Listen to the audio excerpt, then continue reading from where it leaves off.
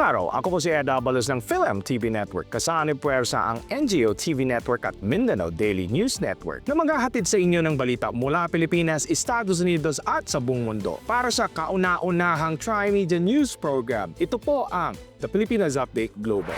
Mas mataas na social security payments para sa milyong-milyong retirado sa Estados Unidos matapos ang bagong batas. Milyon-milyong retiradong guro, bombero, pulis at iba pang kawani ng gobyerno ang makakatanggap ng mas mataas na social security benefits matapos ipawalang bisa ang dalawang probesyon na dati nagbabawas sa kanilang natatanggap na pensyon. Kinumpirma ng Social Security Administration or SSA na ang mga apektadong retirado ay makakatanggap ng isang beses na retroactive payment bago matapos ang Marso, habang ang mas mataas na buwan ng benepisyo ay magsisimula ng Abril. Sino ang makakatanggap ng mas mataas na bayad? Ayon sa SSA, ang mga sumusunod ay makikinabang sa bagong batas. Mga retiradong guro, bumbero, pulis at iba pang empleyado ng gobyerno na maapektuhan ng windfall elimination provisions at government pension offset.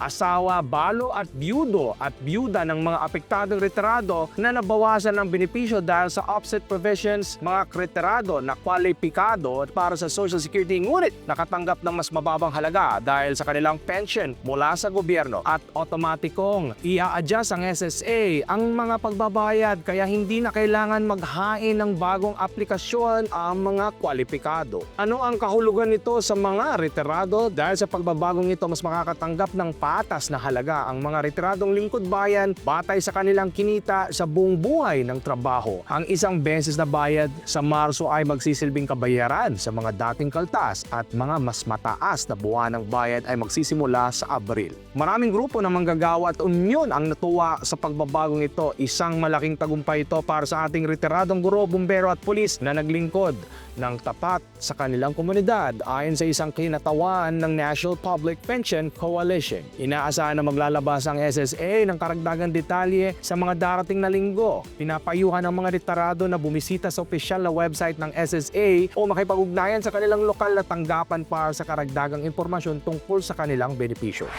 Eric Thompson, nahatulang guilty sa ikalawang love triangle murder trial. Idiniklarang guilty si Eric Thompson sa kanilang ikalawang paglilitis kaugnay ng pagpatay kay John Tokuhara, isang kilalang acupuncturist sa Waipahu, Hawaii. Ang hatol ay inilabas matapos ang maingat na deliberasyon sa isang muling pagdinig ng muling binalikan ang pamamaril kay Tokuhara noong 2022. Isang trahedyang nag-uugat sa isang mapanganib na love triangle. Si Thompson ay kinasuhan ng pagpatay kay Tokuhara noong Enero 2022 matapos niyang matuklasan ang lihim na relasyon ng kanyang asawa sa biktima. Ayon sa mga taga-usig, sinadya ni Thompson ang krimen bilang ipaghiganti at ang pagtataksil ng kanyang asawa. Sa paglilitis, ipinakita ng prosekusyon ang mga ebidensya mula sa surveillance footage, forensic analysis at testimonya ng nag-uugnay kay Thompson sa krimen. Sinubukan naman na paghinain ng depensa ang ebidensya.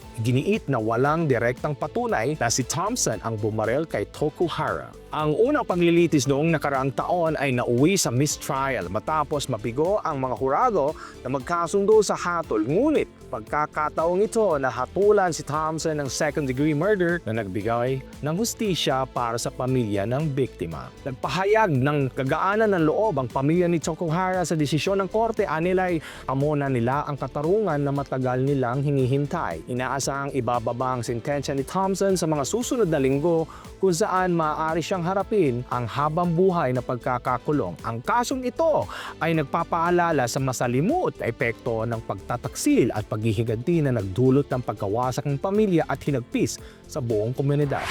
Pope Francis natiling kritikal ngunit matatag ang kalagayan sa ospital. Patuloy na nasa kritikal ngunit matatag na kondisyon si Pope Francis, 88 taong gulang, habang pinapagamot sa Gemelli Hospital sa Roma mula pa noong Pebrero 14 dahil sa double pneumonia at mild renal insufficiency. Sa kabila ng kanyang seryosong karamdaman, kasama na ang matinding asthma-like respiratory crisis noong Pebrero 22, nagpakita ng katatag pangangalagaan ng Santo Papa. Patuloy pa rin niyang ginagampanan ang kanyang tungkulin mula sa kanyang silid sa ospital, kung saan pinagtibay niya ang mga dekreto para sa bagong santo at beatification at nagtakda ng consistory para sa hinaharap na canonization.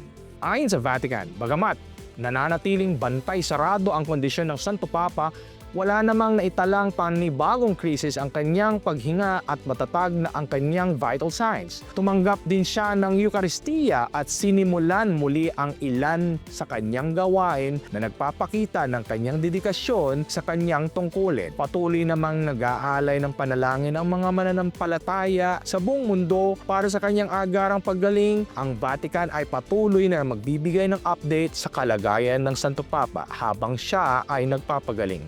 And get well soon, Pope Francis. Brings you latest regional news from the Philippines to the USA and to the global Filipino community.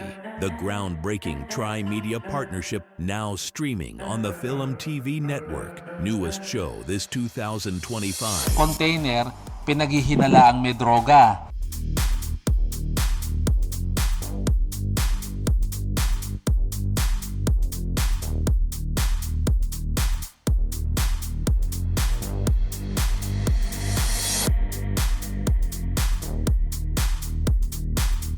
Pure Medical Equipment provides top-notch quality medical supply equipment. Whether to rent or buy, Pure Medical Equipment and Supplies has it all. Pure Medical Equipment is committed to serve and give back to Southern Nevada. We deliver medical supplies and rentals to your door. Film TV Network, the heartbeat of Filipino-American culture in the United States. It is the only channel that brings you closer to home, celebrating the rich heritage and traditions of the Philippines. Available on free TV without any subscription and on digital platforms like Roku, Amazon Fire TV, WCE TV apps, Facebook, and YouTube. Wherever you are, whatever you do, stay connected to your Filipino heritage with Film TV Network. Film TV Network Inc., the only Filipino-American channel always within reach. Para sa balita mula Luzon at NCR, manggagaling ang ating Tri-Media partner na si Arnel Sistoso ng NGO TV Network. Magandang morning! Welcome to NGO TV Network for Pilipinas Update Global News for NCR and Luzon. Ako si Arnel Sistoso, ang inyong tagapag-ulat. Sa unang balita, vlogger ng fake news, bilang na ang araw. Manila, Philippines, bilang na ang araw ng mga vlogger na nagkakalat ng mga maling impormasyon laban sa administrasyon. Sinabi ni Presidential Communications Office Acting Secretary J. Ruiz na kasama sa kautusan ni Pangulong Ferdinand Marcos Jr. ay labanan ang mga nagkakalat ng fake news, partikular na dito ang mga vlogger na irresponsable sa kanilang mga ginagawa. Iginit pa ni Ruiz na dapat nang magsabi sila ng totoo sa kanilang mga ipinapahayag at hindi kung ano-ano lang ang sinasabi para paniwalain ang mga tao at nakakuha ng maraming viewership. Dahil marami ang mga naglalaba sa mga kasinungalingan ngayon at mga walang basihan, kaya palalakasin aniya ng PCO ang public information para maipabatid sa publiko kung alin ang totoo at kung alin ang fake news. Natatabunan na niya ang mga ginagawa at magagandang programa ng administrasyon dahil sa mga grupo ng mga taong walang ginagawa kung hindi ang magpakalat ng mga maling impormasyon at manira sa gobyerno. Kaya ang paglaban aniya sa fake news ang isa sa mga babantayan ng PCO para maituwid ang pagiging totoo sa Administrasyong Marcos. Hatol sa impeachment ni VP Sara, possible sa October. Chis Escudero. Manila, Philippines, maaaring abutin lamang na 3 buwan ang paglilitis ng impeachment court kay Vice President Sara Duterte na inaasahang sisimulan sa Hulyo pagpasok ng 20th Congress at ibaba ang hatol sa Oktubre ayon kay Senate President Francis Chis Escudero. Nag-adjourn ang Senado, hindi na pag-usapan itong impeachment So magre-resume kami sa June 2 na. Wala kaming magagawa dahil hindi pwedeng simulan ang impeachment basta-basta sa recess. Dapat mapag-usapan ang impeachment in open session. Babasahin ng House Prosecutor ang impeachment sa plenaryo ng Senado. Pahayag ni Escudero. Kailangan din aniyang aprobahan sa plenaryo ang rules of impeachment at sa open session ay sumumpa ang mga senador bilang impeachment judges. Lahat yan hindi pwedeng gawin kung recess. So pag-resume namin aaprobahan ang rules, magkukonvene ang court, dagdag ni Escudero. Kung masisimulan sa huling bahagi ng 19th Congress ang pre-trial kabilang na ang pagsusumite ng iba't ibang pleadings, affidavits, kasama na ang listahan ng mga testigo, magsisimula naman ang trial proper sa July 29 o 30 o ilang araw matapos ang State of the Nation Address. Dagdag ni Escudero, mas mabilis ang impeachment proceedings kapag naunang matapos ang pre-trial kaya't maaaring abutin lamang ng 3 buwan ang paglilitis. Pagsabit ng Oktubre, doon na pagbobotohan ng mga senador kung i-convict o i-acquit si BP Sara Duterte. British School, Manila, nagpasalamat sa mga otoridad sa pagliligtas sa dinukot na estudyante. Taguig City, nagpaabot ng pasasalamat ang British School, Manila sa Bonifacio Global City, Taguig sa mga otoridad matapos na matagumpay na mailigtas ang isang senior high school student na naiulat na dinukot matapos umalis sa paaralan. Ayon kay Martin van der Linde, head of school ng BSM, unang pinabatid sa mga pamilya ng paaralan ang pagkawala ng estudyante matapos itong umalis kasama ang kanilang family driver. Inihayag naman ni Kalihim John Vic Rimulya ng Department of Interior and Local Government, DILG, na matagumpay na nailigtas ang estudyante sa Parañaque. Lubos akong natutuwa at gumaan ang aking pakiramdam na maipapaabot ko ngayon tulad ng pinumpirma sa press ng kalihim ng DILG na ang ating nawawalang estudyante ay ligtas na nasa pangangalaga ng mga otoridad. Pahayag ni Van der Linde sa panibagong mensahe niya sa BSM families matapos ang matagumpay na pagliligtas. Dagdag pa niya, hindi kami maaari magbahagi ng karagdagang impormasyon at patuloy naming susuportahan ang pamilya at mga otoridad. Nauunawaan namin ang mga limitasyon sa pagbabahagi ng impormasyon sa ating komunidad dahil sa maselang sitwasyon at mga kinakailangang proseso. Isa itong napakahirap na panahon para sa ating lahat. At sa gitna ng lahat ng ito, ang aming pangunahing layunin ay ang kapakanan ng isa sa aming sariling mag-aaral at ang bawat isa sa ating komunidad. Patuloy naman nagpapaalala ang mga otoridad sa publiko na maging mapagmatsyag at agad ipagbigay alam ang anumang kahina-hinalang kilos upang maiwasan ang ganitong uri ng insidente sa hinaharap. Delivery rider, inaresto sa silang matapos magkunwaring biktima ng hold-up. Cavite, isang parcel delivery rider ang inaresto sa bayan ng Silang Cavite matapos niyang magpanggap ng biktima ng hold-up upang bigyang katwiran ang perang kanyang nakolekta mula sa customer, ngunit nawala sa sugal. Ayon sa ulat ng Police Regional Office 4A, ang 26 anyos na suspect na itinago sa pangalang Elias Jos ay nagtungo sa Silang Municipal Police Station noong Lunes ng umaga, Pebrero 25, upang iulat ang nasabing insidente ng pagnanakaw. Ayon sa kanyang pahayag noong Pebrero 23, habang pansamantalang nakaparada ang kanyang motorsiklo sa Barangay Toledo upang asikasuhin ang kanyang personal na pangangailangan, bigla umanong lumapit sa kanya ang dalawang lalaki na kasakay sa motorsiklo at naka-helmet. Aniya, tinutukan siya ng baril at hinold up ng mga ito. Sinabi ni alias Jos na tinangay ng mga salary ng halagang 13,400 na kanyang nakolekta mula sa customer. Dagdag pa niya, ipinaalam na rin niya ang insidente sa mga opisyal ng barangay sa nasabing lugar. Ang kanyang pahayag ay sinama sa isang affidavit na kanyang nilagdaan at pinatunayan sa harap ni silang MPS Chief Lieutenant Colonel Louis Gonzaga. Subalit matapos ang masusing verifikasyon at investigasyon ng mga otoridad sa lugar kung saan umano naganap ang insidente, lumabas na walang anumang motorsiklong may kaparehong deskripsyon ang dumaan sa nasabing lokasyon sa itinakdang petsa at oras.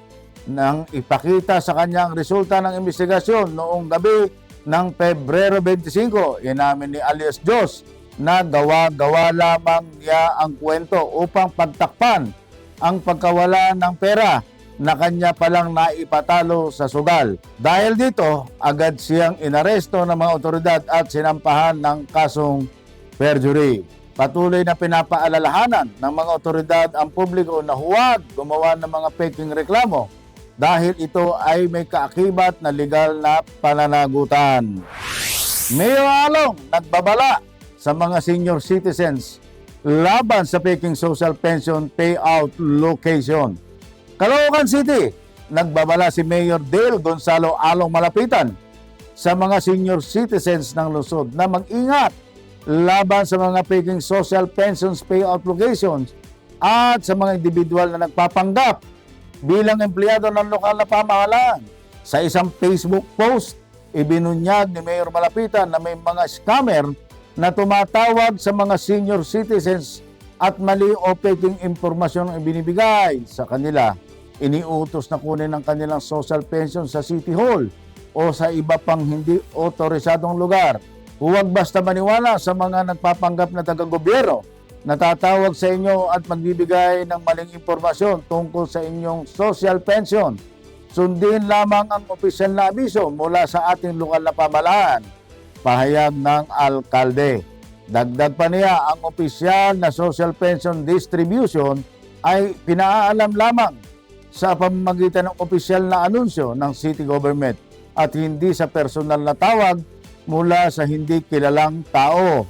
Nananawagan din si Mayor Malapitan sa mga senior citizen at kanilang pamilya na agad i-report sa mga otoridad ang anumang kahina-hinahalang tawag o mensahe na may kaugnayan sa kanilang social pension upang maiwasan ang pangluloko. Patuloy naman ang lokal na pamahalaan ng Caloocan sa pagsisikap na tiyakin ang kaligtasan at kapakanan ng mga nakatatanda at nagpapaalala na mag-ingat sa anumang uri ng scam na naglalayong samantalahin ang kanilang benepisyo. Brings you latest regional news from the Philippines to the USA and to the global Filipino community. The groundbreaking Tri-Media Partnership now streaming on the Film TV network. Newest show this 2025. Container, pinaghihinalaang may droga.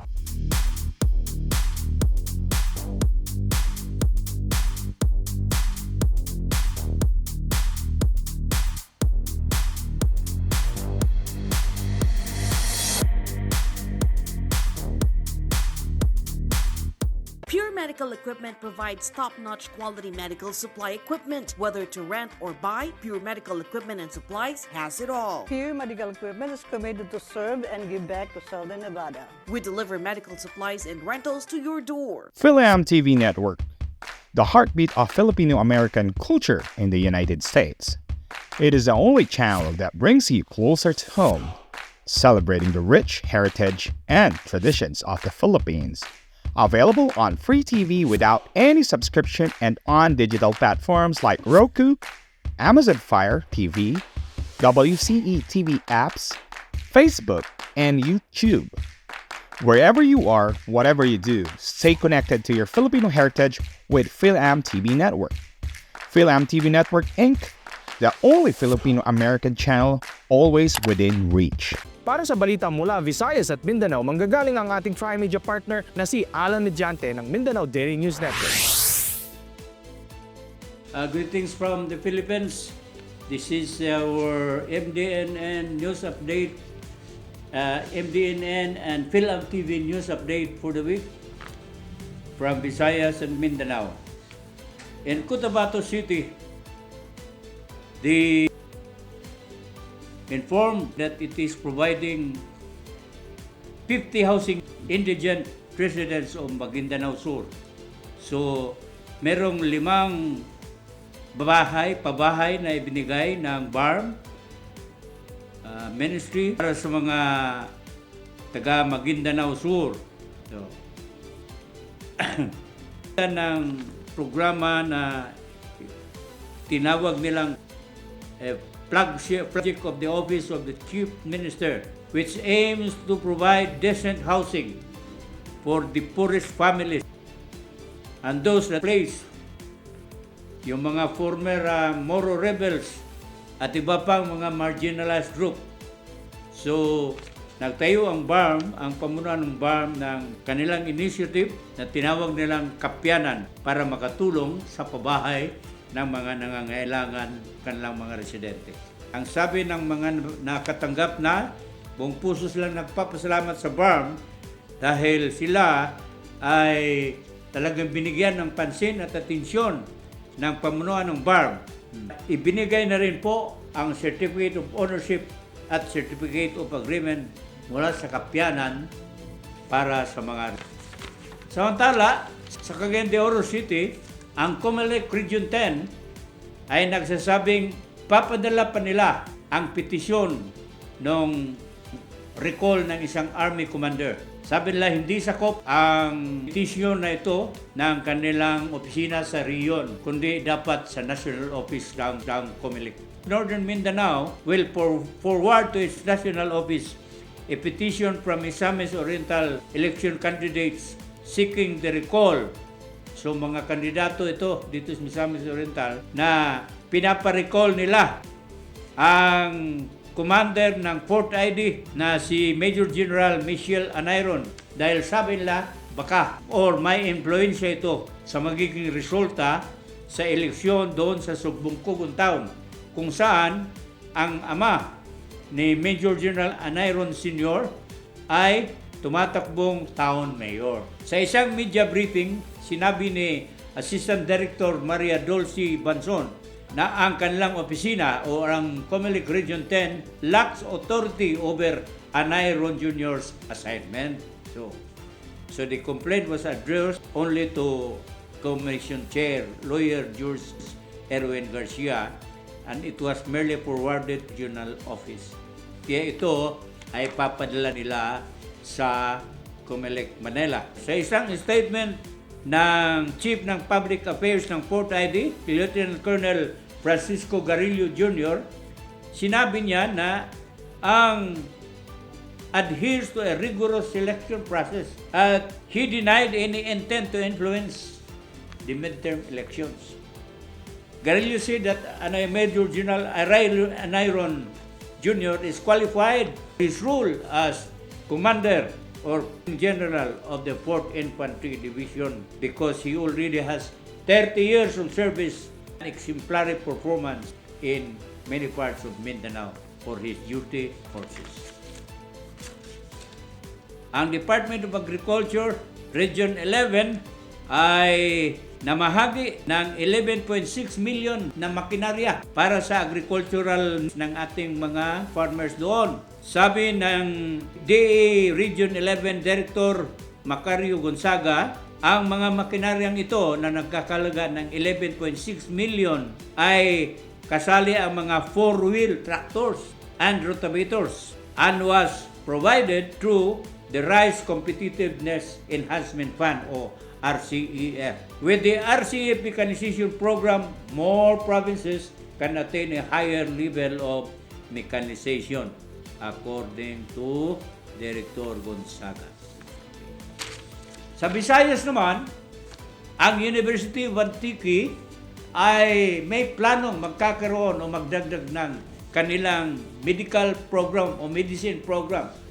Sa ngayon ay meron ng College of Nursing. At mga 5 years from now, sabi ni UA President Pablo Crispo Jr. ay maaari na silang tayo din ng College of Medicine. meaning mga doktor na, pwedeng, kung sino yung gusto magdoktor, pwede nang mag-enroll sa University of Antique 5 years from now. Sa ngayon, ay nasa College of Nursing pa sila at ibang mga allied medical degrees. Sa Negros naman, Negros Oriental, sinabi ng local government unit ng Negros Oriental na sila ay mag-a-assume ng response rule sa Canlaon City doon sa mga naapektuhan ng Mount Canlaon disaster.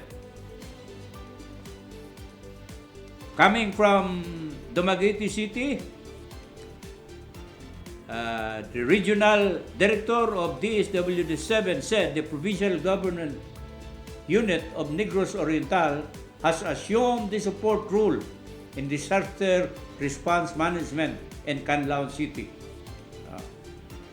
Sabi ni Director Lucero, ang DSWD-7 Quick Response Team led by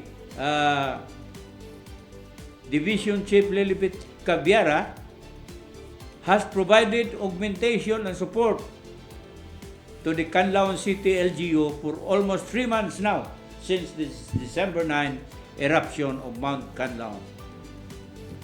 It is not a full turnover, but more of allowing now the province to experience managing the camps because this is in preparation for a possible exodus, ang sabi ni Lucero. Ang exodus, sabi niya, would take place during a major eruption. Exodus, binang leave ng mga tao sa kanilang mga tahanan in Masi. Mga isang barangay or isang lungsod or isang municipality sama-sama na aalis sa kanilang lugar kung merong major eruption ang Mount Canlaon. Lucero also said that once an exodus takes place during a major eruption, the provincial government will play a critical role in managing camps in the different towns and cities where Canlaon residents will be evacuated.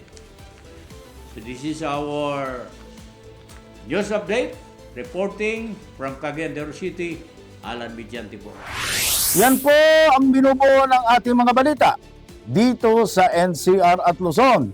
Para sa Pilipinas Update Global News, sa ngalan ng aming partner sa Mindanao Daily News Anchor Alan Mediante at PhilAm TV News Anchor Ed Abalos, ito po ang inyong tagapag-ulat, Arnel Sestoso ng NGO TV Network na nagsasabing ang buhay ay hiram lang, kaya atin itong pangalagaan.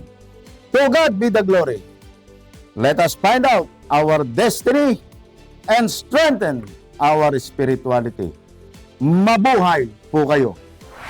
Para maging updated sa aming balita, i-follow niyo po ang PhilAm TV Network sa aming social media platforms. At dyan po nagtatapos ang aming mga balita sa ngalan ni Arnel Sestoso, Alan Mediante at ako naman po si Ed Abalos para sa kauna-unahang Tri-Media News Program na nagsanib puwersa mula PhilAm TV Network, NGO TV Network at Mindanao Daily News Network para sa sambayan ng Pilipino. Ito po ang The Pilipinas Update Global.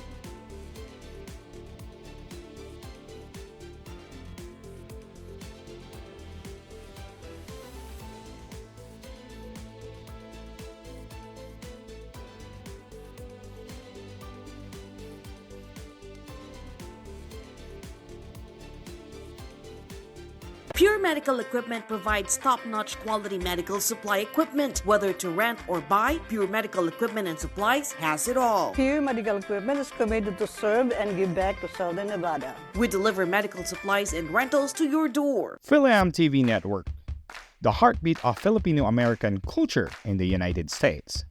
It is the only channel that brings you closer to home, celebrating the rich heritage and traditions of the Philippines. Available on free TV without any subscription and on digital platforms like Roku, Amazon Fire TV, WCE TV apps, Facebook, and YouTube. Wherever you are, whatever you do, stay connected to your Filipino heritage with PhilAm TV Network. PhilAm TV Network Inc., the only Filipino-American channel always within reach.